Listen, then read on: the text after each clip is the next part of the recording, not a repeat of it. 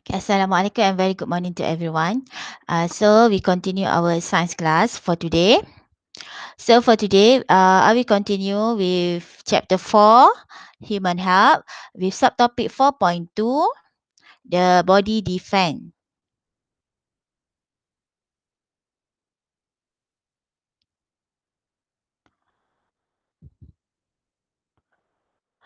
Okay, pollutant and microorganism constantly enter the body through our respiratory system, digestive system, excretory system, and our skin. So these substances must be destroyed by the body to prevent diseases.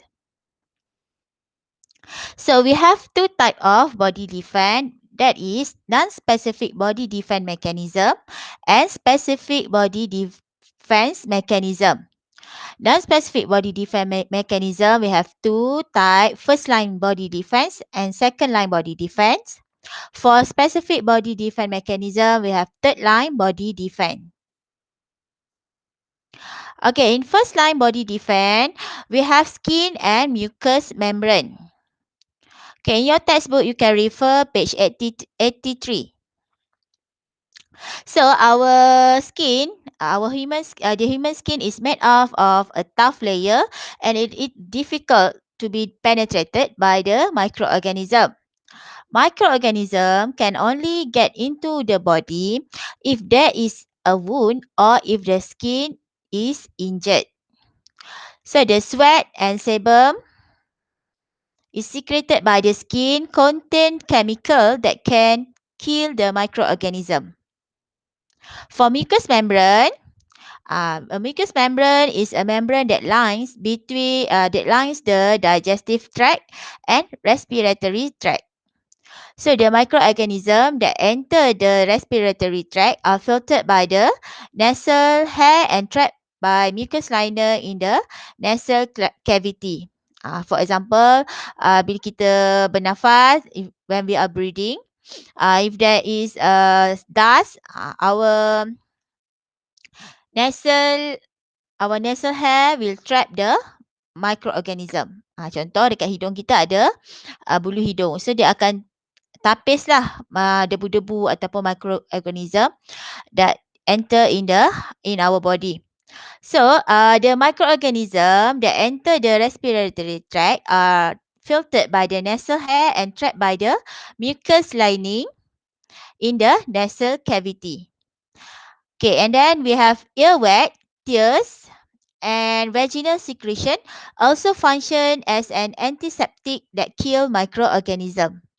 So this is the first line body defense. So the first line body defense is to prevent the pathogen from enter our body. So if the pathogen successfully get passed into the first line defense, it will enter our bloodstream and face the second line defense. So what is the second line defense? Jadi kalau mikroorganisma tadi berjaya masuk dalam badan kita, if they can get into our bloodstream, into our body, so we have second line body defense mechanism, which is phagocytosis. Okay, phagocytosis is a process by the white blood cell.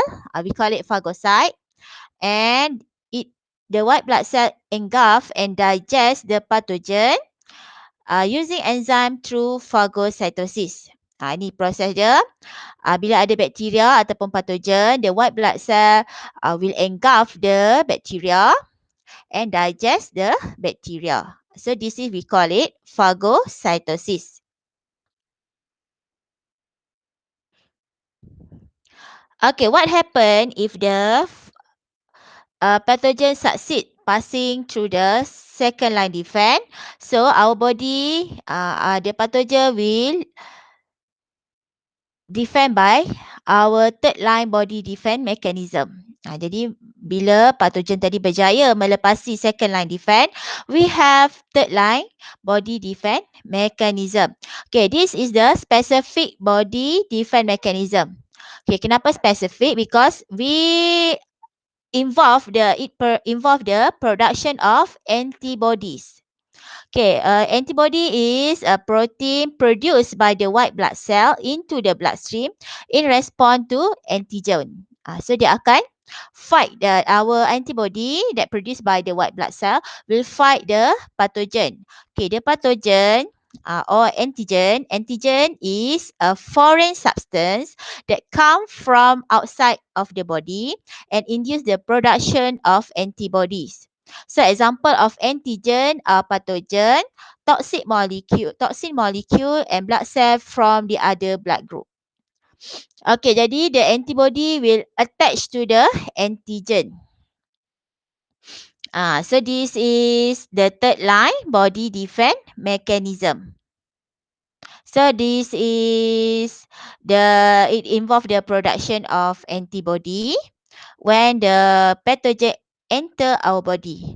So kenapa dia specific? Because the antibody will bind to the antigen.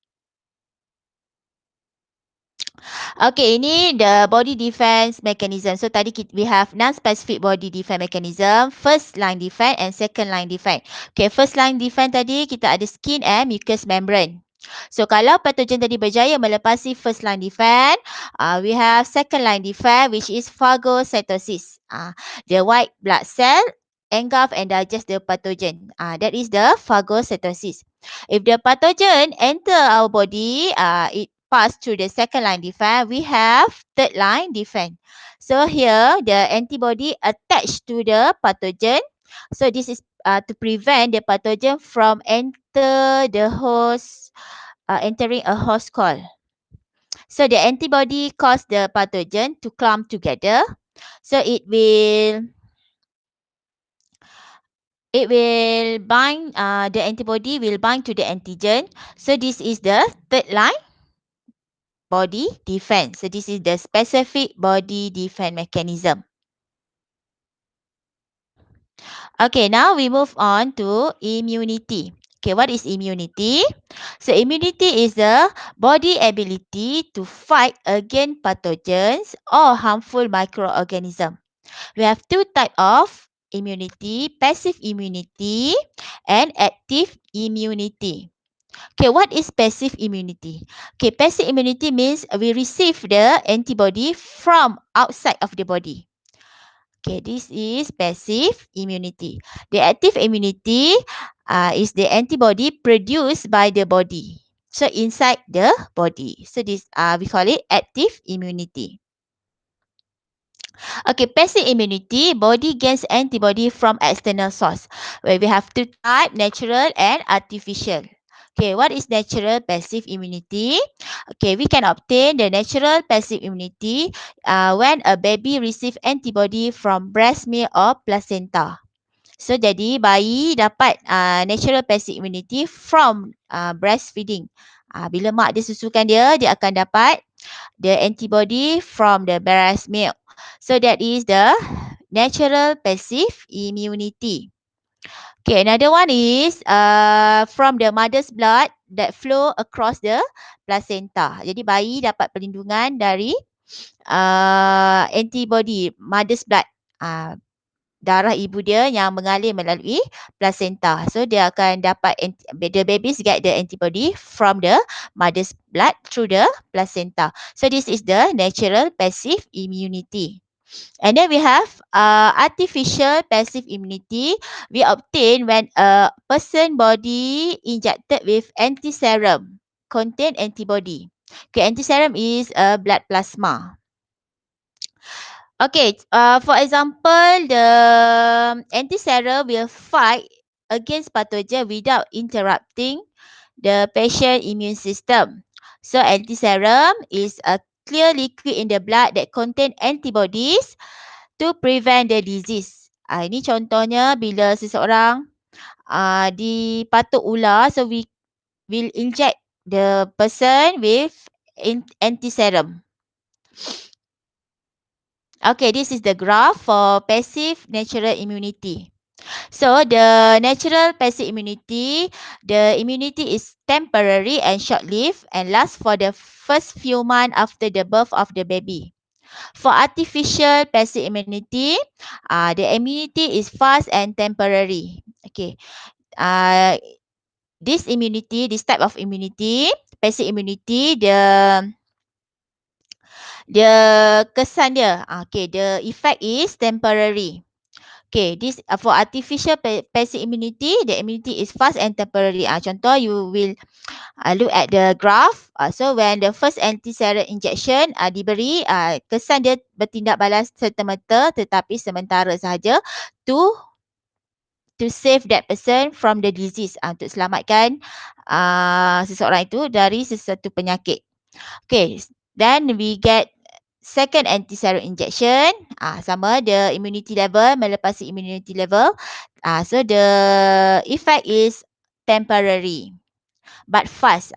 Effect dia cepat but it is only for temporary. Okay, and then we look at the active immunity. Okay, active immunity produced by its own antibody when stimulated by antigen. So ada dua jenis, natural and artificial. Natural active immunity, artificial active immunity. So natural active immunity occur when a person recover from an infection. Okay, for example, chickenpox.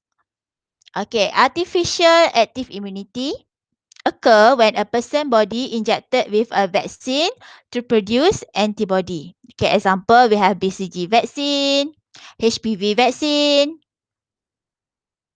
So this is artificial. Something stimulated. It occur when the body injected with a vaccine to produce antibody. So this is artificial active immunity.